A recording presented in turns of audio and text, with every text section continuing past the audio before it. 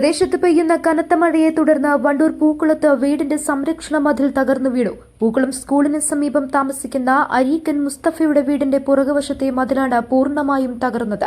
ഇന്ന് രാവിലെ 7:30യോടെയായിരുന്നു സംഭവം. അപകട സമയത്ത് സമീപത്ത് ആളുകളില്ലാതിരുന്നതിനാൽ വൻ ദുരന്തമൊഴിവായി. മഴയിൽ മതിൽ ഇടിഞ്ഞു വീണതിനെ തുടർന്ന് സമീപത്തെ കിണറിന്റെ റിങ്ങുകൾ നീങ്ങിപ്പോവുകയും കിണറിലേക്ക് ചെളിവെള്ളം ഇറങ്ങി പൂർണ്ണമായും ഉപയോഗശൂന്യമാവുകയും ചെയ്തിട്ടുണ്ട്. വീടിന്റെ പുറത്തെ അടുക്കള ഭാഗത്തിനും കാര്യമായ കേടുപാടുകൾ സംഭവിച്ചിട്ടുണ്ട്. രാവിലെ 7:20 ഇത് സംഭവിച്ചത്. മതിലാകെ ഇടിഞ്ഞങ്ങോട്ട് പൊളിഞ്ഞു ചാടി. പിന്നെ ഇവിടെ അടുക്കള വർക്ക് ഏരിയൊക്കെ ആയിരുന്നു. ആ വർക്ക് ഏരിയൊക്കെ കേടുന്നു. അതേപോലെ കിണറിന്റെ റിങ്ങൊക്കെ മാറി കിണറിലേക്ക് ചെളിവെള്ളം നിറഞ്ഞ് ഗ്രൗണ്ട് ലെവലിലായി.